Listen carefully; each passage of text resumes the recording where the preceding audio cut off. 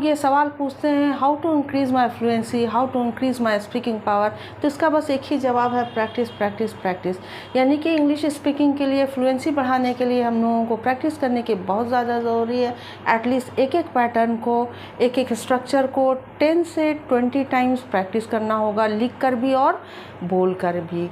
तो मैं उन लोगों की बात नहीं कर रही हूँ जिनको बचपन से ऐसा एटमॉस्फेयर मिला है, जो कॉन्वेंट में पढ़कर बड़े हुए हैं, उन लोगों को तो बोलना आता ही है। लेकिन मैं उन लोगों की बात कर रही हूँ जिन्हें इंग्लिश बोलना तो आता है, लेकिन उन्हें ऐसा एटमॉस्फेयर, जिन्हें इंग्लिश पढ़ना तो आता है, इंग्लिश जानते हैं वो, लेकिन उनको ऐसा एटमॉस्फेयर नहीं मिला है जिनके बीच रहकर वो बोल पाएँ और फ्लुएंसी को बढ़ा पाएँ। तो उनको प्रैक्टिस बहुत ज़्यादा ज़रूरी है, अदरवाइज़ आज आप सीखेंगे और कल आप भूल जाएंगे। So don't blame to anyone and keep practice only. Hello guys, welcome back to my channel Clear Concept. I am Raksha Khan and today this is my spoken class series number 2. और video start करने से पहले मैं आप लोगों से एक request करना चाहूँगी कि अगर आप लोगों को मेरा वीडियो पसंद आता है तो प्लीज़ इसे लाइक और शेयर ज़रूर कर दें और मेरे चैनल को सब्सक्राइब ज़रूर कर दें। आपकी एक सब्सक्राइब करने से मेरा एनर्जी जो है वो बूस्ट होता है। तो let's get started. I need a person with whom I could talk all the time to increase my fluency. I need a companion with whom I could share my all problems. I need a true friend with whom I could discuss about my family issue. तो इस तरह के long sentences को आप लोग यूँ चुटकियों में बोलेंगे अभी खुद से, सिर्फ 2 स्ट्रक्चर को जोड़कर। 2 स्ट्रक्चर जो है काफ़ी इजी स्ट्रक्चर हैं, कोई डिफ़िकल्ट नहीं है, ना ही कोई इसमें दिमाग लगाने की बात है, ना ही कोई ग्रामर का पैटर्न पढ़ना, बस एक जैसा पैटर्न है, बस उसको समझ लेना है। आई नीड अ पर्सन, मुझे एक आदमी की ज़रूरत है, इसका मीनिंग निकल कर आता। आई नीड अ कंपेनियन, मुझे एक साथी की ज़रूरत है। I need a true friend, मुझे एक सच्चे दोस्त की ज़रूरत है। I need a maid servant, मुझे एक मेड सर्वेंट की ज़रूरत है। I need a loyal husband, मुझे एक वफादार हस्बैंड की ज़रूरत है। तो ये हो गया एक पैटर्न। और दूसरा जो स्ट्रक्चर है वो है आई कुड टॉक, मैं बात कर सकूं। आई कुड शेयर, मैं शेयर कर सकूं। आई कुड डिस्कस, मैं डिस्कस कर सकूं। आई कुड प्ले, मैं खेल सकूं। आई कुड टॉक, मैं बातचीत कर सकूं। आई कुड डिस्कस, मैं डिस्कस कर सकूं। I could clean the house, मैं घर साफ कर सकूं। तो ये एक तरह का स्ट्रक्चर है। इन दोनों स्ट्रक्चर को मिला करके मैंने ये सेंटेंस बनाया है जो कि स्पोकन इंग्लिश में यूज़ किया जा सकता है।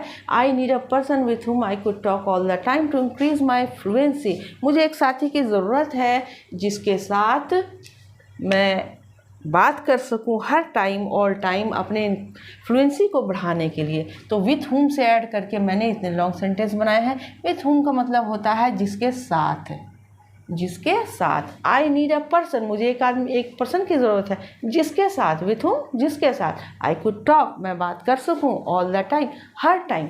टू इंक्रीज माई फ्लुएंसी, अपनी फ्लुएंसी को बढ़ाने के लिए। सिर्फ ये 2 स्ट्रक्चर है, I could talk, I need a person. एक ही तरह का स्ट्रक्चर है, सब में है, इसलिए कोई डिफ़िकल्ट नहीं। आई नीड अ कंपेनियन, मुझे एक साथी की ज़रूरत है। विथ हुम, जिसके साथ। आई कुड शेयर, मैं शेयर कर सकूं माई प्रॉब्लम्स, अपने प्रॉब्लम को। यानी मुझे एक साथी की ज़रूरत है जिसके साथ मैं अपने प्रॉब्लम को शेयर कर सकूं। आई नीड अ ट्रू फ्रेंड, मुझे एक सच्चे दोस्त की ज़रूरत है जिसके साथ। आई कुड, विथ होम, जिसके साथ। आई कुड डिस्कस, मैं डिस्कस कर सकूं अबाउट माई फैमिली इशू, अपने फैमिली इशू के बारे में। यानी मुझे एक सच्चे दोस्त की ज़रूरत है जिसके साथ मैं अपने फैमिली इशू के बारे में डिस्कस कर सकूं। तो इस तरह के सेंटेंसेस को तो हम लोग रोज़ बोलते हैं, आम बोलचाल की भाषा में इसे हम लोग बोलते हैं। तो इसको हम लोग दूसरे तरीके से भी बोल सकते हैं, एक आसान तरीके से भी बोल सकते हैं, इसी स्ट्रक्चर, इसी पैटर्न का यूज़ करके। देखिए, I need a person to talk with, मुझे एक पर्सन की ज़रूरत है बात करने के लिए।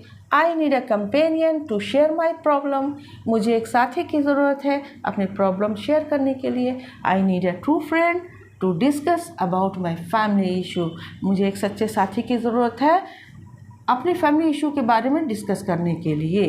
सिर्फ इसमें टू से ऐड किया हुआ, दोनों पैटर्न को। I need a loyal husband, मुझे एक वफादार हस्बैंड की ज़रूरत है।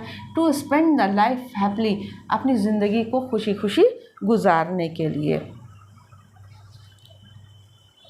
I need a maid servant to clean the house, मुझे एक मेड सर्वेंट की ज़रूरत है घर साफ करने के लिए। तो बहुत ही आसानी से इस स्ट्रक्चर को यूज़ करके आप लोग इस तरह से भी और इस तरह से भी डेली लाइफ कन्वर्सेशन में यूज़ कर सकते हैं। कहा जाता है कि pronunciation is the heart and soul of the language, इसलिए हम लोगों को प्रोनाउंसिएशन का बहुत ज़्यादा ख्याल रखना है, यानी कि अपने शब्दों का जो उच्चारण है उसको बिल्कुल क्लियर रखना, बिल्कुल साफ साफ रखना। एक एक वर्ड्स का जो प्रोनाउंसिएशन है उसको हम लोगों को साफ बोलना, क्लियर बोलना, समझना भी होगा, ताकि जो बोलने का जो इम्प्रेशन है वो सामने वालों पर अच्छा पड़े। दूसरा पैटर्न जो है, दूसरा स्ट्रक्चर जो है वो हैव टू और हैज़ टू वाला है, यानी कि आप सब्जेक्ट के साथ जब हैव टू लगाते हैं या हैज़ टू लगाते हैं, उसके बाद वर्ब को फर्स्ट फॉर्म तब अदर, तो उसका क्या मीनिंग निकल कर आता है। ये बहुत ही आसान एक स्ट्रक्चर है, इसको यहाँ से देखते हैं हम लोग। आई हैव टू ईट, आई और वी और प्लूरल, दे और भी प्लूरल के साथ हैव लगता है और बाकी के साथ हैज़ लगते हैं। ही, शी, इट के साथ या भी कोई सिंगुलर हुआ तो उसके साथ हैज़ टू लगता है। तो इसका मीनिंग क्या हुआ? आई हैव टू ईट, इसका मतलब हुआ मुझे खाना है या मुझे खाना पड़ता है। आई हैव टू स्टडी, मुझे पढ़ना है या मुझे पढ़ना पड़ता है। ही हैज़ टू वर्क, उसे काम करना है या उसे काम करना पड़ता है।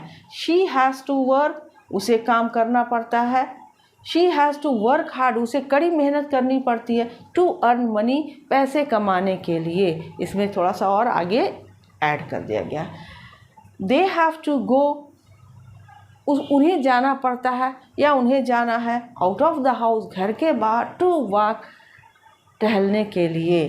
दे have to go out of the house to walk, उन्हें टहलने के लिए घर से बाहर जाना पड़ता है या उन्हें टहलने के लिए घर से बाहर जाना है। तो इस तरह के स्ट्रक्चर से हम लोग और भी लॉन्ग सेंटेंसेस बना सकते हैं और डेली लाइफ में हम लोग उसे यूज़ कर सकते हैं। वो यहाँ पर मैंने बनाया है, इसको भी देख लीजिए।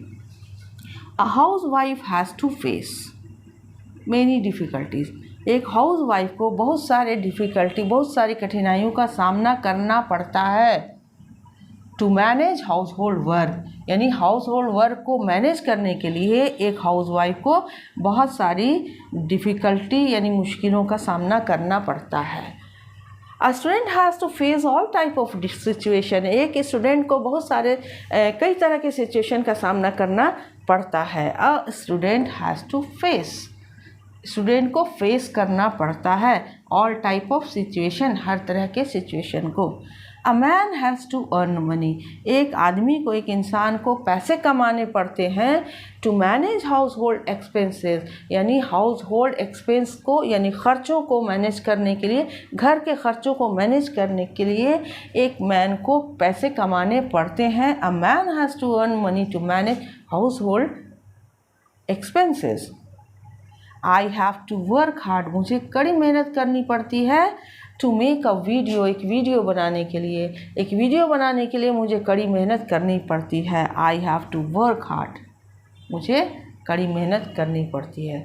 तो इस तरह का स्ट्रक्चर से आप लोग एटलीस्ट 20 सेंटेंस बनाइए और 20 टाइम्स इसको बोलकर प्रैक्टिस कीजिए, तो आप लोगों को ज़रूर एक पैटर्न तो याद हो जाएगा और आप लोग उसको डेली लाइफ कन्वर्सेशन में यूज़ भी कर सकते हैं।